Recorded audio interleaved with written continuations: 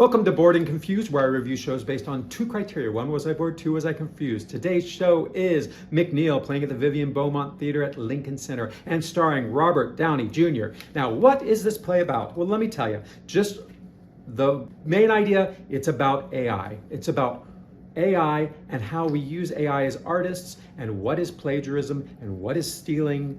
And it stars Robert Downey Jr., who is fantastic in this play. He's just as good on the stage as he is in the movies. He plays the role of Jacob McNeal, who is a novelist. He's also a narcissist and an alcoholic and a problematic person. This is the role that we know Robert Downey Jr. plays so well, because he can take really unlikable characters and make us care a little bit about them, or at least make them amusing.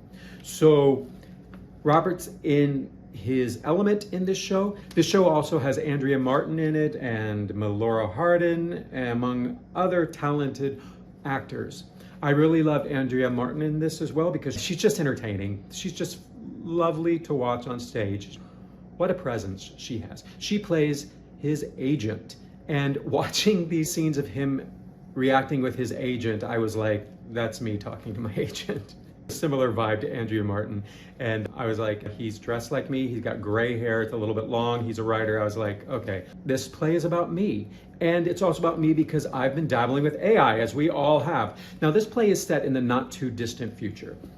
And what happens in this play is Jacob McNeal has been a very successful novelist, and he's just won a prize. And as we get into the play, we discover that he's been using AI to help him write his novels. And it's really a question of, is this ethical? And how much is too much when you use AI?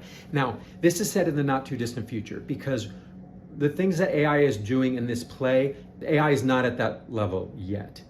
But it does ask the question, when AI is able to do these things, how do we navigate that? And there's always this trope of writers stealing from people's lives. That's just what writers do. So it's a kind of an old trope of the wife or the girlfriend being like, I can't believe you put that on stage. That was personal, it's just between us. And I'm like, you know what? If you don't want your personal life put on stage, don't date a writer.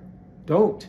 Because writers have to pull from experiences around them. Sure, they're going to change your name and they're going to change the dialogue, but you're going to recognize yourself on the play. So if you're not up for that, do not date a writer.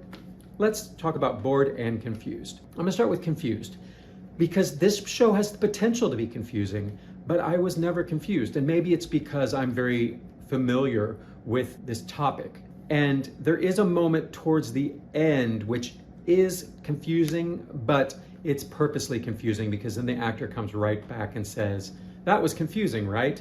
And then he wraps up the play. The ending is a little like, okay, I guess they had to wrap it up somehow. This is as good a way to do it as any. So, not confused during this play. Was I bored? I was a little bit bored early on in the play. I believe in the second scene, which had Andrea Martin as the agent and Robert Downey Jr. as the writer, Jacob McNeal. Two great actors. Shouldn't be bored in a scene, but because McNeal is such an unlikable character, and the scene was just giving too much exposition and kind of just setting up too much of the world, I did start to go like, oh no. Whenever I go see a play, I want it to be good. I want to come on here and I want to say nice things. So for a hot second, I was a little worried. I was like, oh no, if this whole play is this talky, just people walking around an office and talking about writing and with an unlikable character, we're in trouble.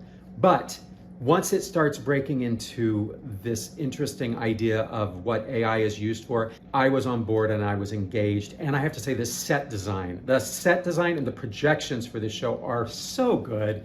The curtain, not the curtain, but the proscenium, whatever, it slides open and it's curved on the edges, so it's shaped like a cell phone. Whenever he's typing things in for the AI prompt, they're appearing on the side. I thought visually, lighting, set design, it just looked great. What I love about Lincoln Center, because it's a not-for-profit organization, they're able to do a lot of things that commercial Broadway cannot do, which is to commission writers and to say, I want you to write a play and we're going to do it. I don't know if this was commissioned. It feels like it was, because it's so current. It is so topical. And I love that about Lincoln Center.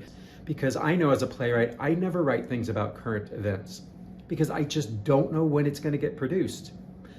Anyhow, I don't always talk about me. Who's the narcissist writer now? All right, so to wrap this up, I really enjoyed this play and I really found it thought-provoking. Despite being a little bored during some of these scenes and the problem of having an unlikable character, which is mostly mitigated by having Robert Downey Jr. play that because he's so entertaining. This play goes into some very dark places. It asks some very interesting questions, and I found it thoroughly engaging, and I say go out and see McNeal at the Vivian Beaumont. Now, I'm going to add one more thing here.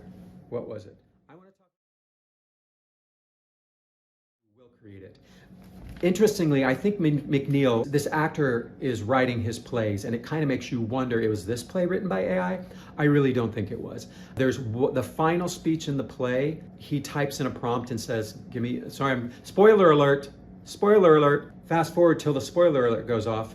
The play ends with him typing in a final monologue for the play.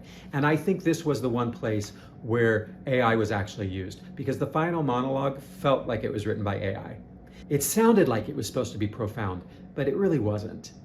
And that's kind of what I feel AI does. It gives you the feeling of certain things, but yet it's not really. And this goes for the music, this goes for the writing, this goes for the artwork, it goes for everything. And the songs that you hear at the end of every Bored and Confused review, AI. And on that note, play the music. Don't believe